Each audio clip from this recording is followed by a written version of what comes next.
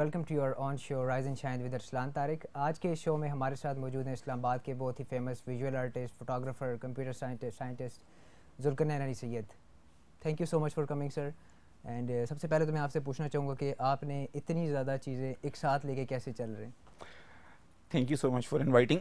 पहले तो चीज़ें गिनने में शायद ज़्यादा लगती हैं, पर चीज़ें साथ लेके चल इस तरह से रहे हैं कि चीज़ों का शौक़ था और कुछ चीज़ छोड़ने का शौक़ नहीं था। लेकिन ये है कि ये सारी चीज़ें अलग नहीं हैं। मतलब मेरा बैकग्राउंड प्योरली इंजीनियरिंग से ही है, मतलब programming is what I actually do. Computer science, जिस तरह से आपने कहा, कंप्यूटर साइंटिस्ट एक्चुअली मेरा मेजर ही है। और फॉर्चुनेटली मेरा कुछ इस तरह से ब्रॉटअप था कि I was in 6th grade जब मैंने अपनी ज़िंदगी का पहला कोड लिखा है। ठीक है, यानी बचपन से ये सारी लाइक प्योरली टेक्निकल बैकग्राउंड है। लेकिन ओवर द टाइम आपको टेक्निकल बैकग्राउंड से ये रियलाइज़ होता है कि उसमें मसले वो होते हैं। मसले इन द सेंस कि लाइक उसके जो प्रॉब्लम्स होते हैं वो ऐसे नहीं होते जो घंटे घंटे में सॉल्व हो, हफ्तों के हिसाब से चलते हैं। ठीक है, आप कोड लिख रहे हो तो चीज़ें सीखनी पड़ती हैं, समझनी पड़ती हैं। अब आप उस स्टेट में जब होते हो, यू नीड अ ब्रेक। लेकिन ब्रेक कोई ऐसी नहीं चाहिए होती कि बंदा बस बैठ जाए या नेटफ्लिक्स देखें या वो देखें। सो यू फील लाइक यार कुछ प्रोडक्टिव करते हैं। So that thing being productive was मेरे लिए यही था कि मैं कैमरा पकड़ के बस निकल जाता था घर से बाहर। स्ट्रीट फोटोग्राफी से मैंने शुरू किया, करते करते वो फिर इतना सीरियस हो गया स्ट्रीट फोटोग्राफी और फोटोग्राफी भी कि एक पॉइंट पे ऑब्वियसली अब आपको अपना करियर स्टार्ट करना था, यू हैव टू रियलाइज़ कि यार बंदा सीएस वाली साइड पे जाए या फोटोग्राफी वाली साइड पे जाए। ठीक है, तो काफ़ी देर में इस कन्फ्यूजन में रहने के बाद आई अल्टीमेटली डिसाइडेड कि हमारे यहाँ इस चीज़ को दो डिफरेंट चीज़ें चॉइसेस क्यों बनाया जाता है। यहाँ तो बच्चा फोटोग्राफर होगा, यहाँ वो कंप्यूटर साइंटिस्ट होगा, ऐसे क्यों किया जाता है। तो अल्टीमेटली आई डिसाइडेड कि यार नहीं, मैं दोनों को करूँगा। ठीक है, सी एस का एक फ़ायदा ये है कि हर फील्ड के अंदर मिक्स हो जाती है। तो और इसी तरह से मैंने फोटोग्राफी भी सीखी थी, बीइंग कि मेरा दिमाग चलता टेक्निकल साइड पे ही है ज़्यादा। तो फोटोग्राफी इनफैक्ट मैंने पढ़ी पहले थी और कैमरा मैंने बाद में ख़रीदा था। लाइक मेरे हालात कुछ ऐसे हैं ज़िंदगी के, ठीक है, कि चीज़ों का टेक्निकल शौक ज़्यादा था।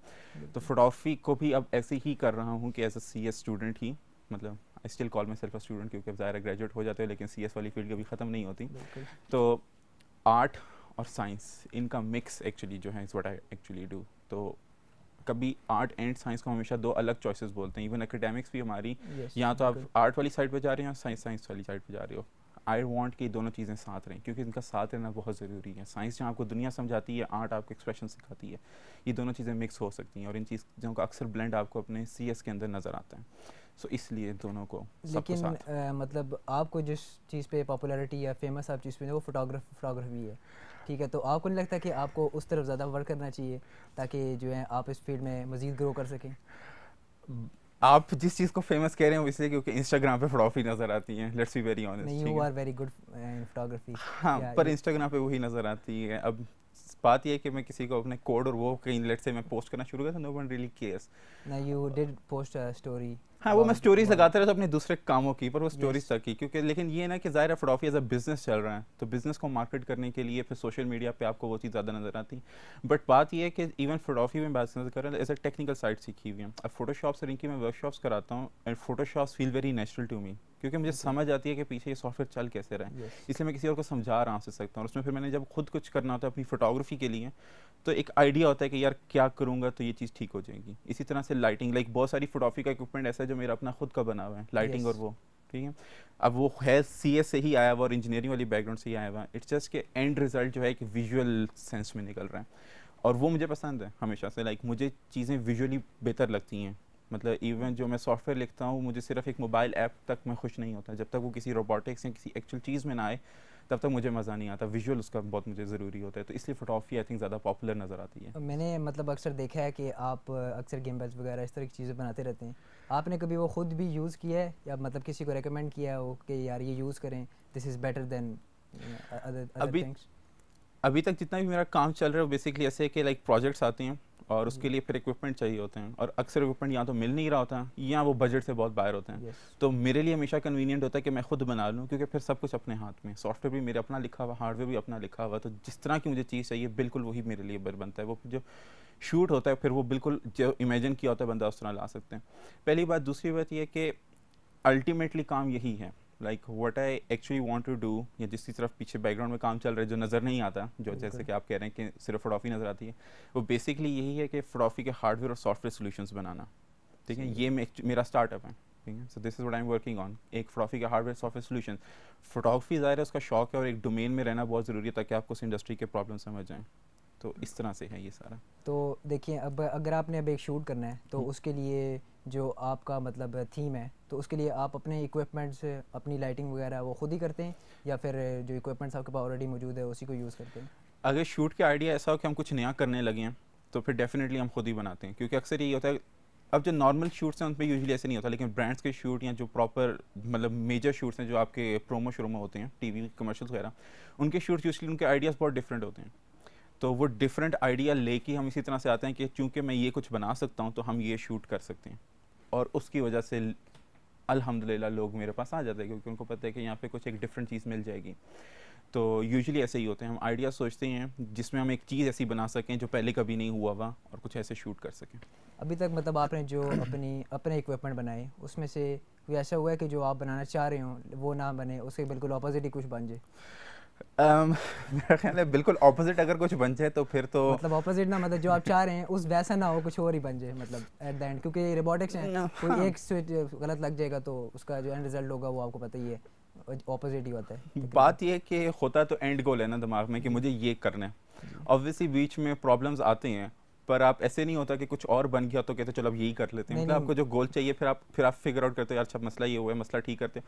बात ये कि एंड में मुझसे किसी ने एक बार पहले भी ये पूछा था कि कैसे करते हैं सारा कुछ ना, तो मेरा यही जवाब था एंड में कि पेशेंस है एक्चुअली। मतलब ना स्किल है ना टैलेंट है, इट्स जस्ट पेशेंस। आपको एक प्रॉब्लम आ गई है, बजाय इसके कि आप उस पर लाइक गिव अप कर दो, लाइक जस्ट एक्सेप्ट कि यार चलो ये चीज़ अब ऐसे ही है। बी पेशेंट और उसको सॉल्व करो, और हर दफ़ा जब भी आप उसको सॉल्व करते हो तो आप एक नई चीज़ सीख रहे होते हो। तो प्रॉब्लम हमेशा पेशेंस से सॉल्व होते हैं, ना स्किल से सॉल्व होते हैं, ना टैलेंट से सॉल्व होते हैं। क्योंकि अगर स्किल और टैलेंट से अगर आपने उसको सॉल्व कर लिए हैं तो कभी प्रॉब्लम थे ही नहीं शुरू में ही, ठीक है। तो पेशेंस है बस बेसिकली। तो मतलब आप जो है मतलब ज़्यादातर जो प्रेफर अपने इक्विपमेंट्स को करते हैं या फिर आप नहीं, कुछ इक्विपमेंट तो ऐसा है जो अपना हो ही नहीं सकता ना कभी, जैसे कैमरा फोटोग्राफी का वो कैमरा वाला पार्ट है, कैमरा लेंस, वो तो कभी हो नहीं सकते। लेकिन लाइटिंग मुझे चूँकि मतलब हमेशा चीज़ शुरू में हमेशा लाइटिंग से करता हूँ। अब लाइटिंग के जो एग्जिस्टिंग सॉल्यूशंस हैं ये या तो वो बहुत क्लीशे हैं, लाइक हर कोई वही यूज़ कर रहा है, कुछ उसमें डिफरेंट नहीं है, ठीक है। अगर कोई ऐसी सिचुएशन हो जहाँ मैं नहीं कुछ और कर सकता, लाइक एक ऐसा सोल्यूशन चाहिए जो बड़ा ट्राइड एंड टेस्टेड हो, फिर मैं कुछ नया नहीं करता, फिर वही सब कुछ इक्विपमेंट जो बनाया वही यूज़ होते हैं। लेकिन अगर अपॉर्चुनिटी हो और आपके पास ऑप्शन हो तो हमेशा आई वुड प्रेफर कि मैं अपनी कस्टमाइज्ड लाइटिंग ऐसी कोई चीज़ सॉल्यूशंस लेकर आऊँ।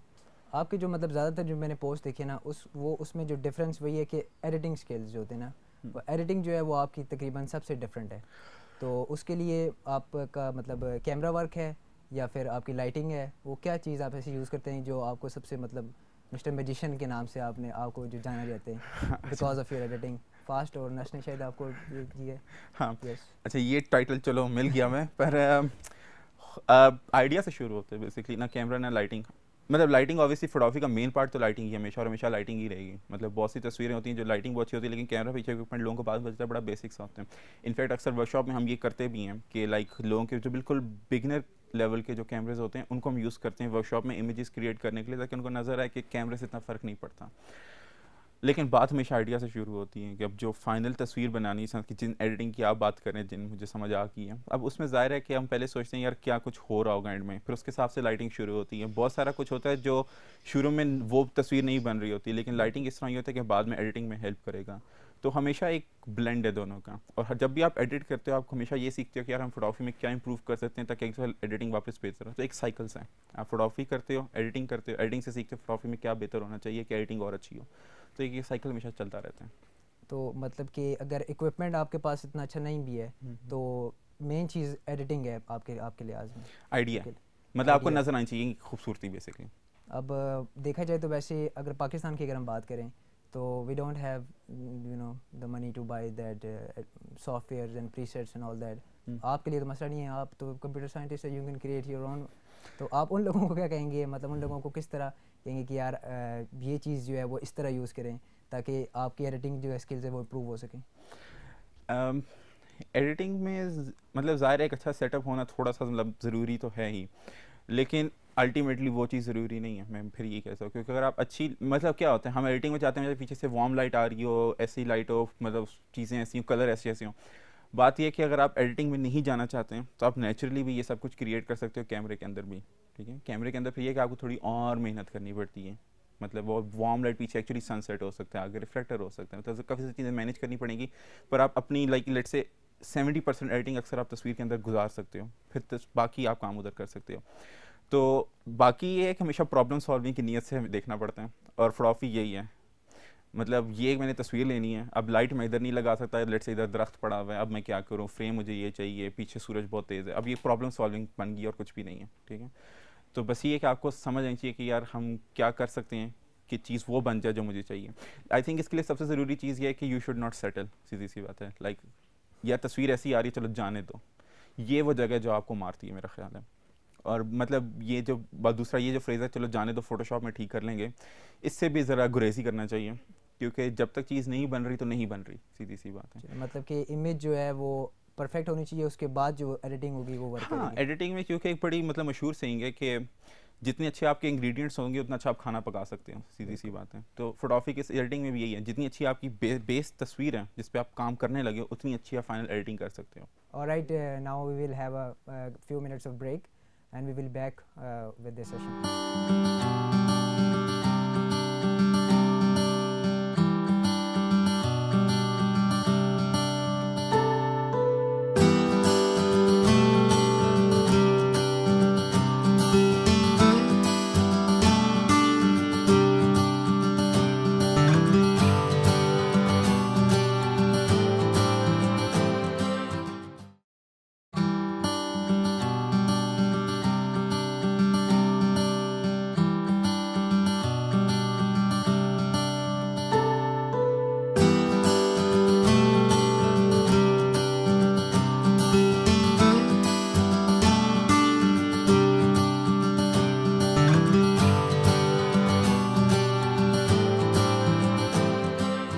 From the break.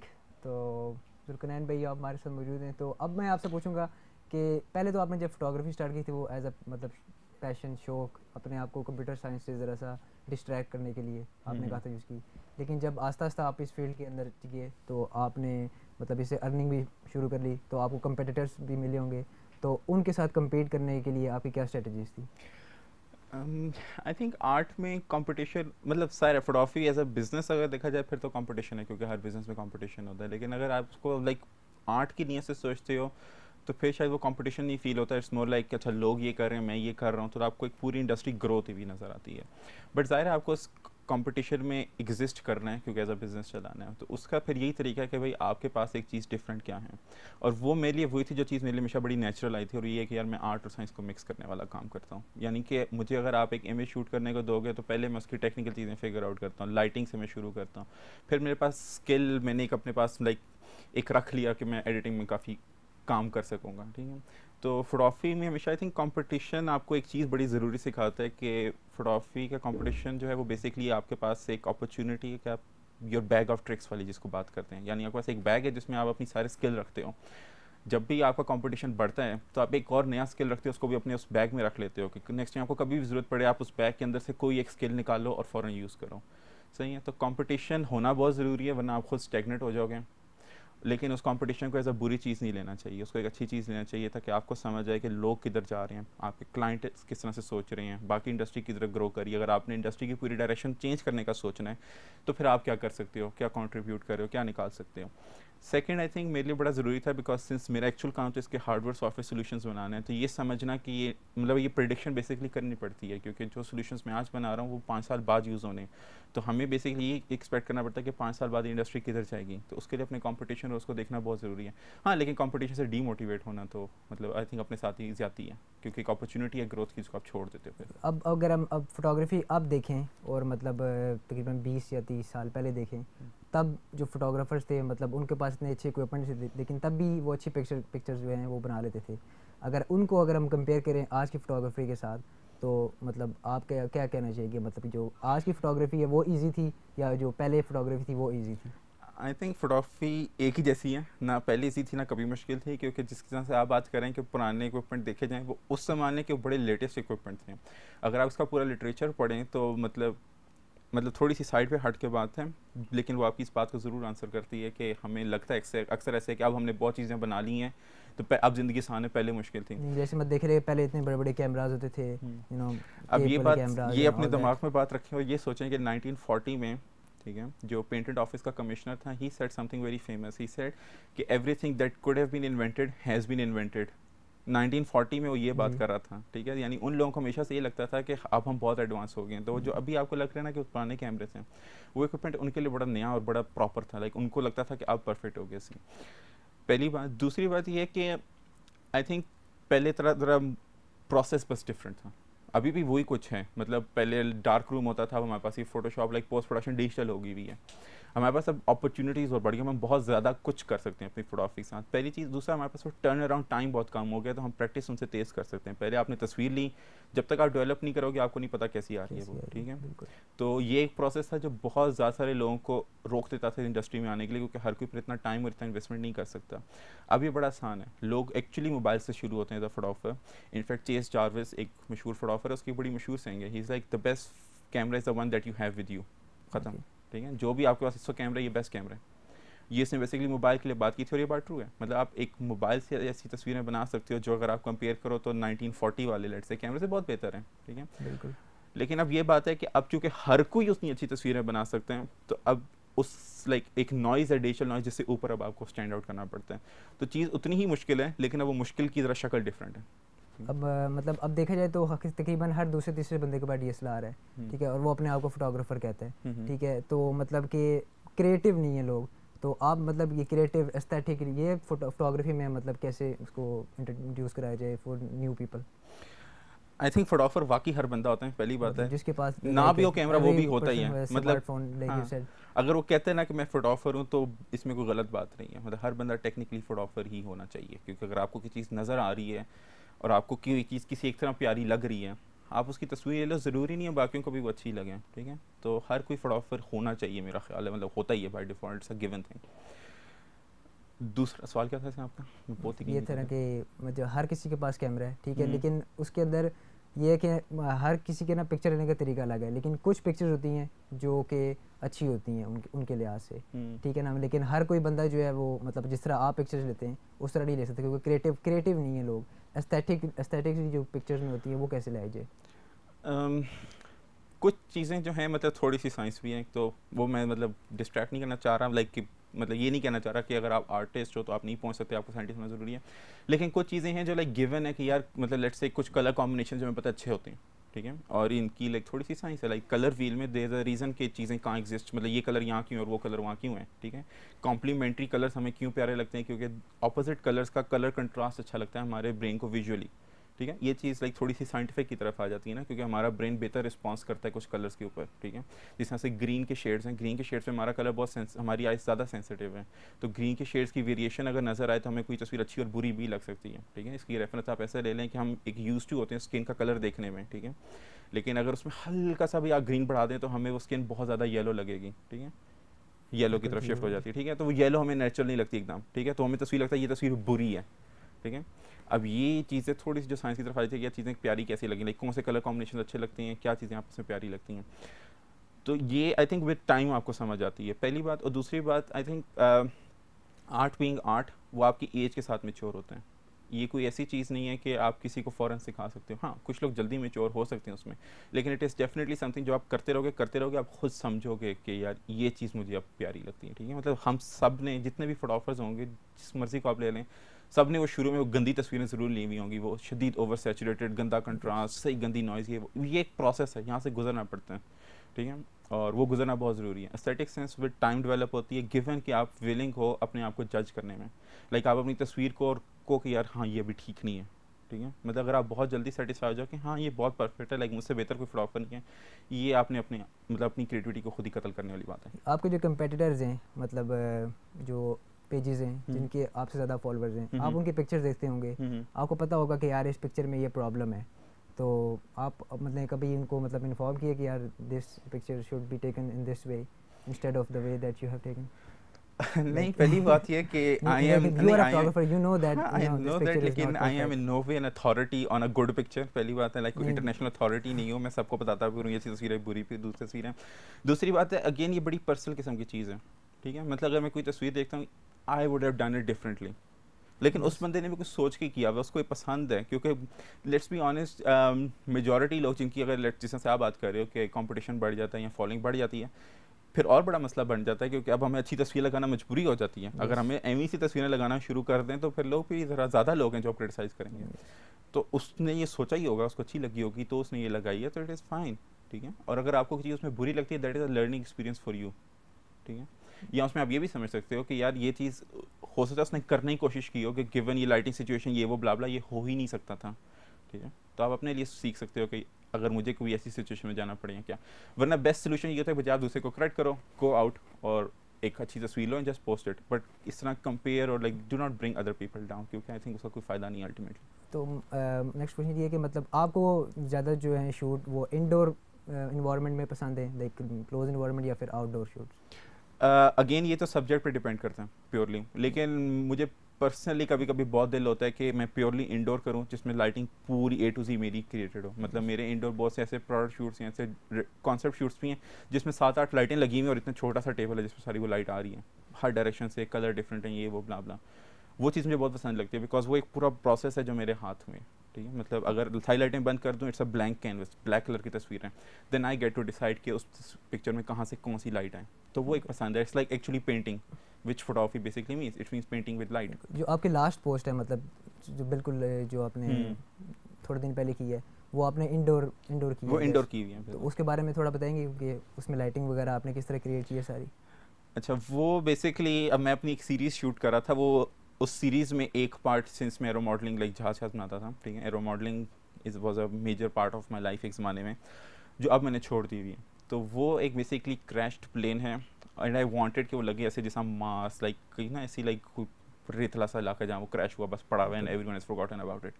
तो वो बेसिकली बाहर गया, लॉन्च से मट्टी उठाई, मट्टी में शूट किया, ऑरेंज लाइट है और पीछे जो सारा बैकग्राउंड नज़र आ रहा है वो खानपुर के उस ज़माने का, जब खानपुर में सारा पानी नीचे चला जाता है तो वो बिल्कुल खुश्क हो जाते हैं।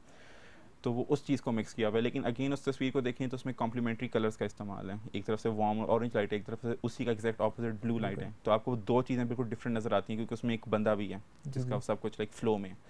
तो वो इस तरह से। मतलब फोटोग्राफी में अभी तक आपका सबसे जो है ना वर्स्ट एक्सपीरियंस वो कौन सा है कि मतलब आप कह रहे हो यार बस अब फोटोग्राफी नहीं करनी, अब मैं सिर्फ कंप्यूटर साइंस ही करूँगा, ऐसी कोई मतलब आपको स्पॉट है? अल्हम्दुलिल्लाह नज़र ना लगाएं अगर अब आप तो ऐसा कोई एक्सपीरियंस नहीं आया, क्योंकि आई थिंक कभी शुरू मतलब फोटोग्राफी शुरू किसी के लिए नहीं की थी ना, अपने लिए शुरू की थी हमेशा से। जब तो किसी और की वजह से आप छोड़ते नहीं हो, मतलब आप ज़रूर ये सीखते हो कि अब ये नहीं, अब ये करना चाहिए। मतलब ब्रांड्स वगैरह के लिए काम करते हैं, आप अब एक चीज़ बना रहे हैं लेकिन वो कह रहे हैं नहीं ये इस तरह होनी चाहिए, आपको पता है कि इस तरह सही नहीं होगी, इसका नज़र सही नहीं होगा, लेकिन आप फिर भी वो कहे नहीं बंदा ये इस तरह ही करना है, तो आप उसको मतलब कैसे डील करेंगे? देखो अगेन मैंने ये बात की थी, प्रॉब्लम सॉल्विंग में आ जाता है, ठीक है। मतलब पहली तो बात है क्लाइंट से डील करना एक ज़रूरी पार्ट है हर बिजनेस का, ठीक है, वो आपको आना चाहिए, वो विद टाइम वैसे आप सीखते हो। मतलब फोटोग्राफी का ये फ़ायदा है कि आप और बहुत सारे स्किल सीख जाते हो इस वजह से।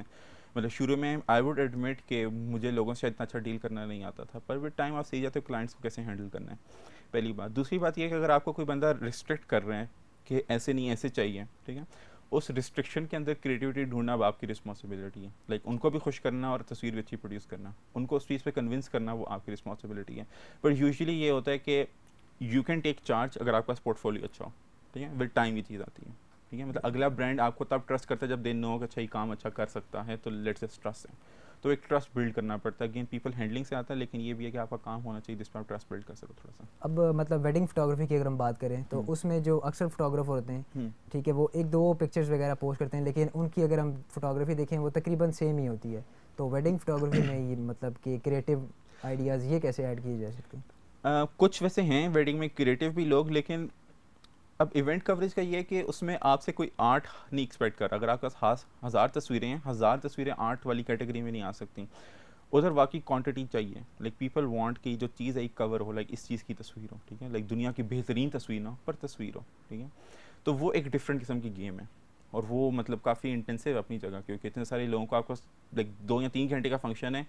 इट्स नॉट कि आप रिपीट कर सकोगे कभी, ठीक है। तो ये चीज़ बड़ी क्रिटिकल है। हमारे बाकी शूट्स हैं, प्रोडक्ट शूट्स हैं वो हैं, तो अगर ये तस्वीर नहीं ठीक आई मैं तो रिपीट कर सकता हूँ फ़ौरन, ठीक है। तो वो एक और क्रिटिकल चीज़ है। तो उसमें आपका मेरे ख्याल है गोल वाकई यही हमेशा रहता है कि यार तस्वीर गुड हो, बेशक बेस्ट ना हो, ठीक है, just move forward with it, क्योंकि वहाँ टारगेट कुछ और है। Okay, now we will have a break for a few minutes and we will back with the session. Thank you.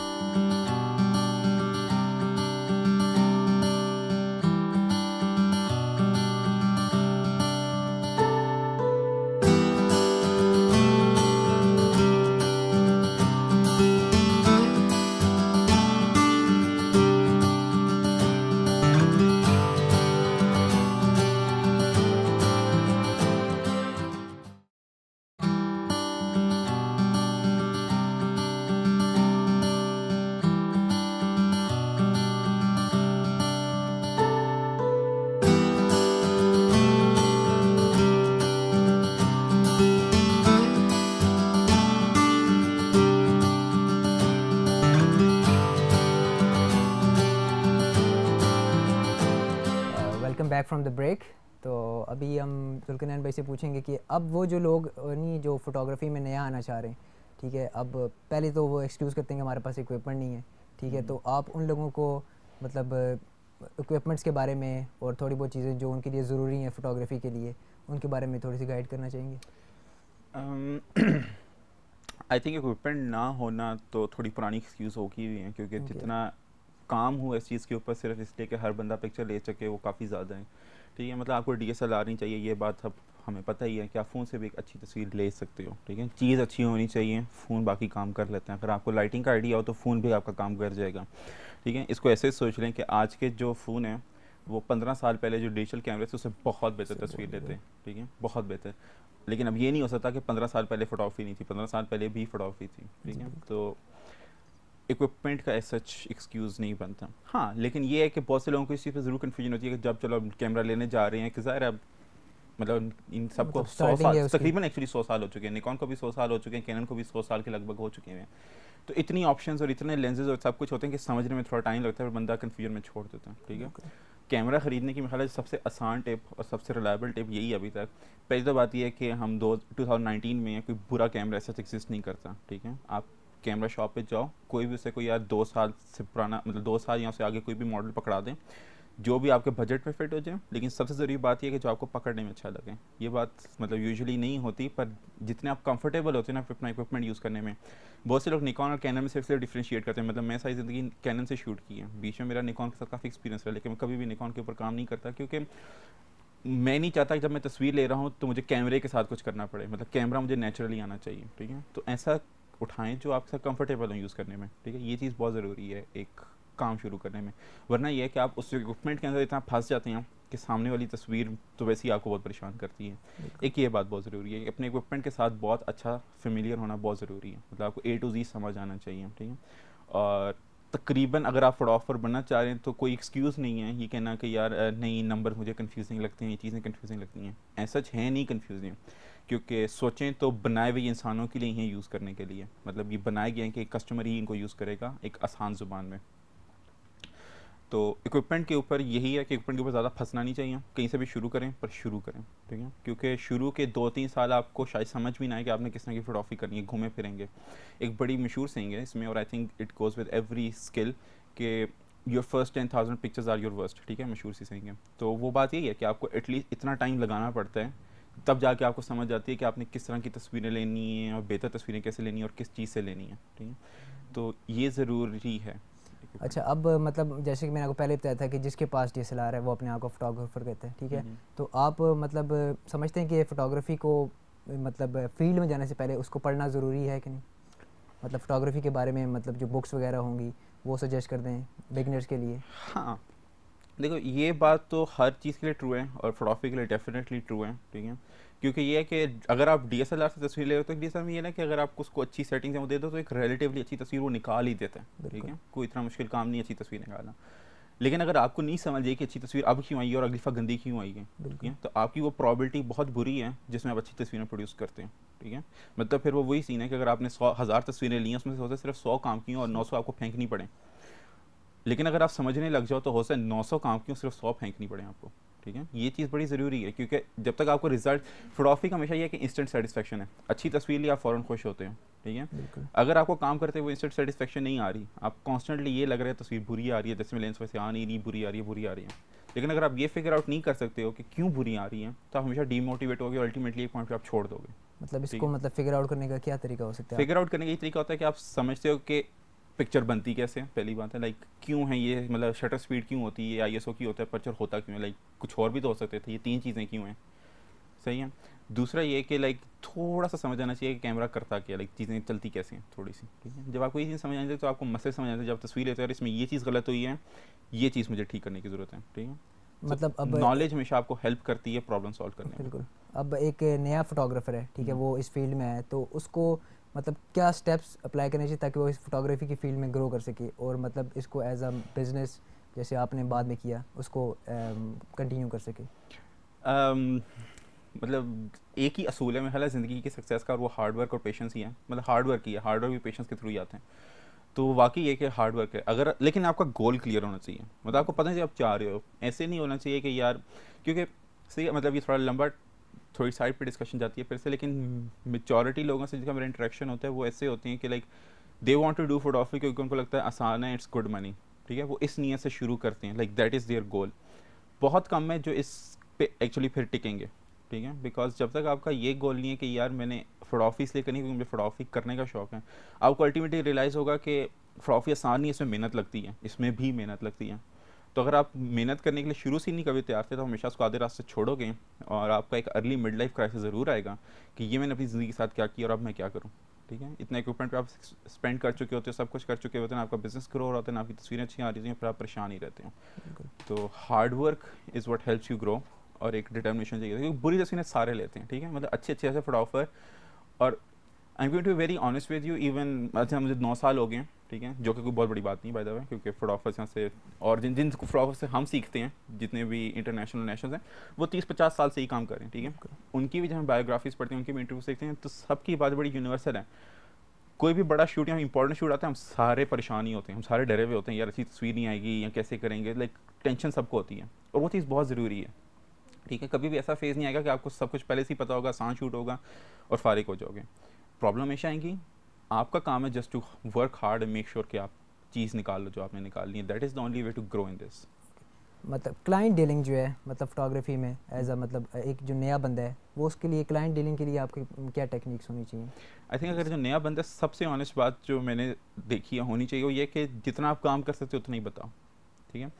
Do not present yourself as कि भाई मैं ये सारा कर लूँगा, मैं फोटोशॉप भी बड़ा फिट कर लूँगा और ये और वो, ठीक है, because I have seen some final images जिसमें बहुत बुरा फोटोशॉप हुआ हुआ था।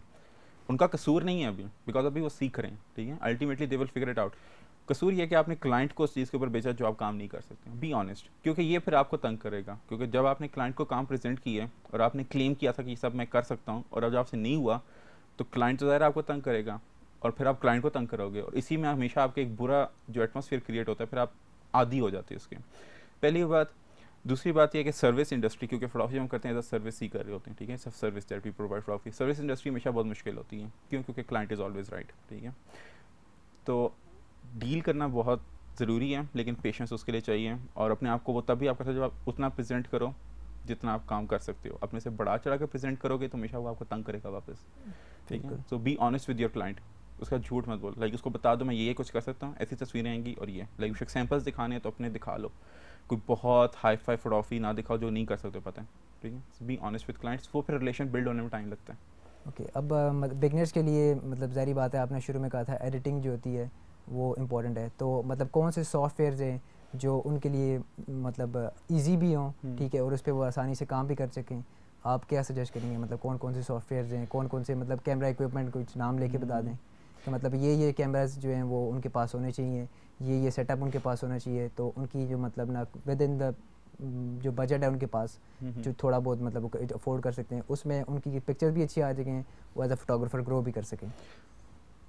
आई थिंक इक्विपमेंट का तो वही है कि ऐसा कैमरा जो आपके बजट में आता है और आपको कंफर्टेबल यूज़ करने में, और थोड़ा रिसेंट हो बना हुआ, बस उठा लो वो, ठीक है। ये फिर then it is your responsibility to make sure to understand कि कैमरे का कसूर नहीं है आप। तो लेंसेज के बारे में जो है ना, मतलब वो थोड़ा बता दें, क्योंकि लेंस के बारे में इतने लोगों को नहीं पता है, क्योंकि हर कोई कहता है कि बड़ा लेंस होगा तो हमारी पिक्चर अच्छी आएगी, तो अच्छा नहीं, मतलब अक्सर मैंने जितने फोटोग्राफर से मिला, जितना बड़ा लेंस होगा उतनी अच्छी हमारी पिक्चर आएगी।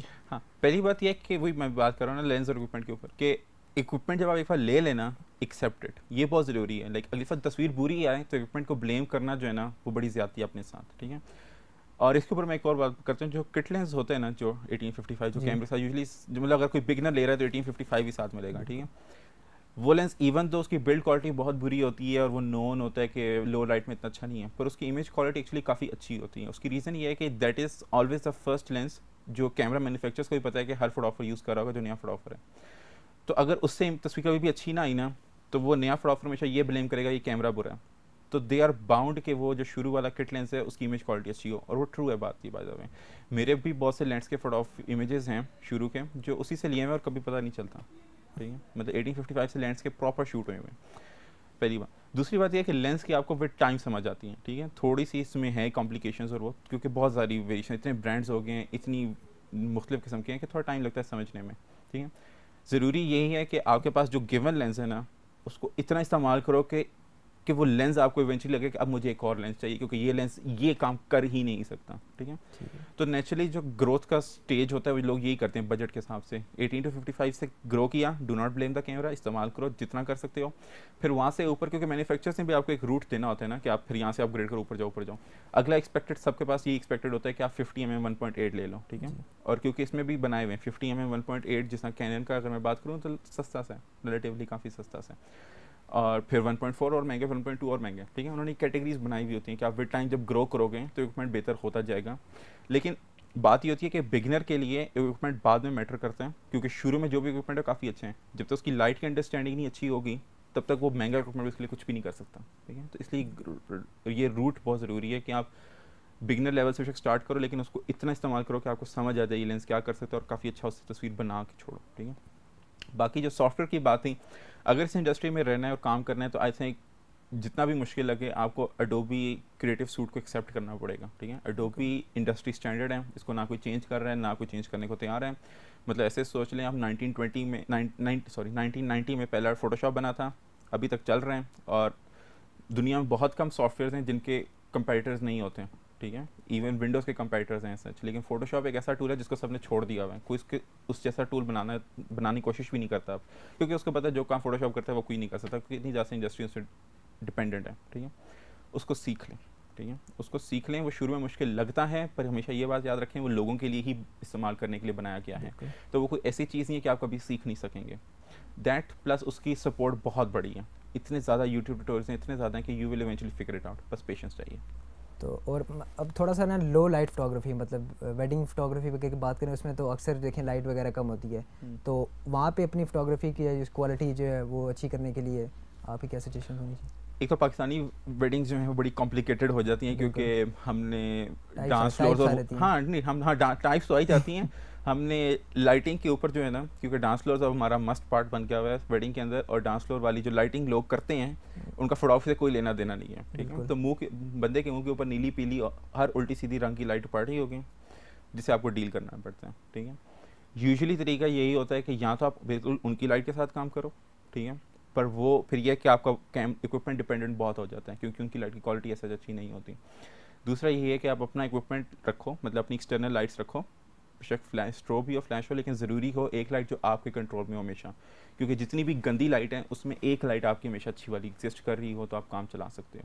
अगेन उसमें बात यह है कि आप ये ना एक्सपेक्ट करो, मतलब एम बेशक यही हो कि this is going to my best picture, पर डू नॉट एक्सपेक्ट कि हमेशा होगी, ठीक है, क्योंकि असल काम वहाँ पर थोड़ा सा कुछ और है।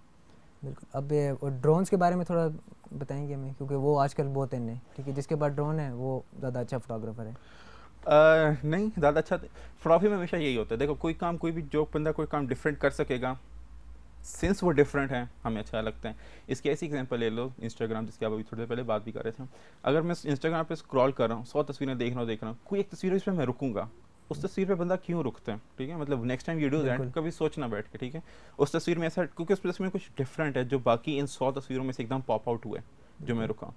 अब एरियल फोटोग्राफी जिसकी आप ड्रोन वगैरह की बात कर रहे हो, वो हमारे लिए थोड़ी नई चीज़ है ना। ऊपर से ज़रा पाकिस्तान कैसा लगता है, बादशाही मस्जिद बड़े मज़े की लग रही है, मीनार पाकिस्तान, वाह भाई पाकिस्तान इतना प्यारा लगता है, मतलब लाहौर सड़कों में शायद इतना प्यारा नहीं लगता, पर ऊपर से देखो तो बड़ा परफेक्ट लग रहा होता है।